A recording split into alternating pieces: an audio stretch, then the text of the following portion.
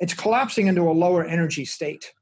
And as it collapses into a lower energy state, huge amounts of energy in the form of profit, cash flow, and value get given off.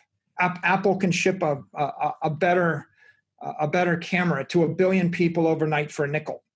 Right. Facebook can improve the way that you communicate to your loved ones overnight for a nickel. And Google can package the Library of Alexandria in the palm of your hand and ship it to 1 billion people overnight for a nickel. And when you have these massive dematerializations of value, and they get on a network with a network effect, it's almost like where you see a crystallizing structure where you've got an amorphous substance, and as it crystallizes, we go from steam to water to ice. Collapses, gives off energy. And what Bitcoin is it's that first digital monetary network, digital monetary system. It's collapsing into a much more efficient form. It's giving off energy. And that just brings us back to this entire subject of how important is energy to the human race. Okay. Let me ask a question there. There's a chart with phase transitions of, say, water, of going from ice to water to steam as its temperature increases. And it shows increases in temperature. And then when it actually goes into the phase transition, it flatlines. So it's like all that energy is being reallocated to, I guess, changing the molecular structure for the next state. Then the temperature starts to increase again as it goes into water, and it flatlines again before it goes into steam.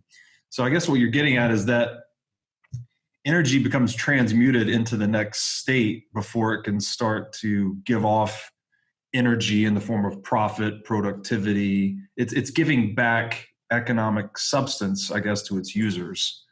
I think that's sort of the analogy you're drawing there.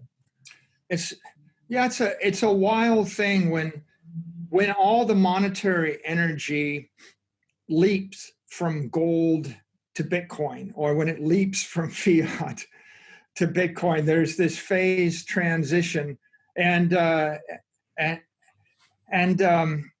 we see it throughout all areas of science. But right now, this is just the first time in human history that we see this creation of a pure digital monetary network. And I want to replace monetary network with energy network, because monetary energy is energy, and money is energy. In fact, money is the highest form of energy. So if we ask the question, what is money? Money is the highest form of energy that human beings can channel. So if I look back through time, human beings as a species prosper by channeling energy. And when we mastered fire, we channeled chemical energy. And when we mastered missiles, we channel kinetic energy. And when we master water and hydraulics, we're actually channeling gravitational energy. The idea of an aqueduct is, well, I'm using gravity to move water 70 miles, or I'm running a water wheel, or I'm floating a 2-ton block in the water, and the gravity's pushing down on the water, and the water is pushing up.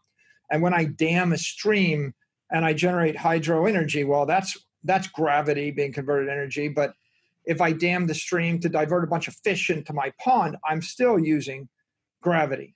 Now, I can channel gravity by dumping a bunch of rocks on your head, but it's not nearly so easy to create a river of rocks as it is to actually just tap into a river of water. And so the mastery of fire and water is the mastery of chemical energy, gravitational energy, eventually thermal energy, and that in the modern era morphed into the mastery of electrical energy and atomic energy. And of course, there's conservation of energy. And when we look at all of these energy networks, I mean, look, 100 guys with bows and arrows are an energy network, right? I'm moving kinetic energy from this side of the battlefield to that side of the battlefield.